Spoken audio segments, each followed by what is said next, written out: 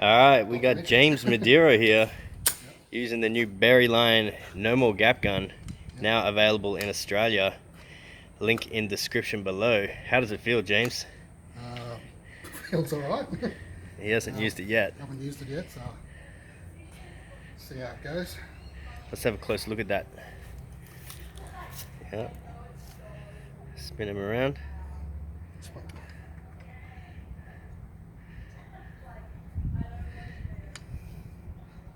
Feels pretty quality. Yeah. And what are we doing today? Gapping up some weatherboards. Yep. You can see we've already started. Yep. And it's important to have a rag and some water. There's a few different ways. A lot of people have different techniques. What do you think about cutting the tips, James? I do it on weatherboards, exterior stuff, if there's a lot of big gaps. Interior, like if I'm gapping interior architraves, frames where there's mainly hairline gaps, I don't generally cut the tip off. Yep. Some people will cut it on an angle, which is, sometimes I do it on weatherboards, but very rarely. I only take like a couple of mils off the edge straight, and just to get rid of the dags on the plastic. And it helps with the bigger gaps. Yeah. Yeah, I don't do that either. Yeah. So generally, like when I'm gapping, like the smaller, like the hairline gaps, I'll generally keep the gaps straight on, like the gap gun straight on, like that.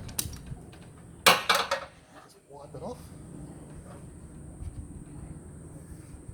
If I get too much gaps on my finger, just wipe it off on the rag. If the gap is a little bit bigger, I'll just do a bit up here. I'll lean the gaps on the angle so more gaps comes out, so I can fill bigger gaps.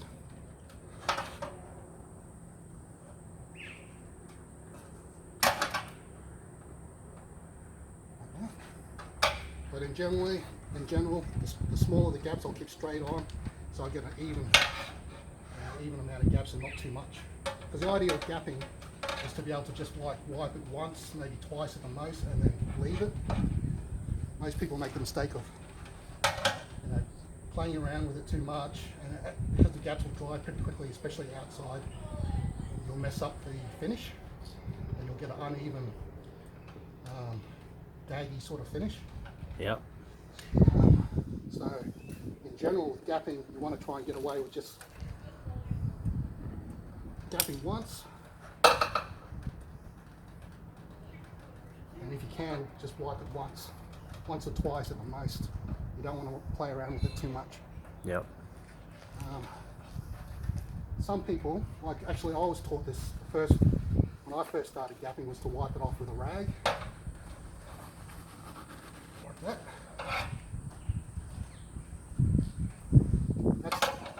That's especially with like bad gap guns, or the gaps is drying really quick and it leaves those thick edges like that. With a wet rag, you can wipe those thick edges away. You know? Yeah. So that's a good technique, especially when you're first using a rag. If you haven't got much experience with gapping, that's a really good way to start off. Yeah, I need that rag. Yeah, get that smooth finish. But as you get better, like I don't use it as much because I've been doing it for a long time. Yeah. You know, I can get a pretty good finish without using it too much. Yeah. Other than just cleaning my fingers. So, and it's important to keep your fingers pretty clean, because if the gaps build up on your fingers, and then you go to wipe, it starts drying, and if you go to wipe it away, you drag and leave little drag marks through your gaps and ruins the finish. Yep. What else? And it's important, it's probably, especially outside, just to do 1 or 2 sections at a time, and then just wipe those ones straight away. Like I've seen some people will gap 1, 2, 3, 4, and then by the time they get back to start wiping it off, it's already dry. Started to dry and it doesn't pull as nice. It ruins the finish. Yeah. Alrighty. So you've got to sort of make your judgment on what the weather's like and how quickly it's going to dry, to how much area you can cover. Yeah. Before you before you have to. Finger it off. Yeah. Alrighty, let's have another look at that gun.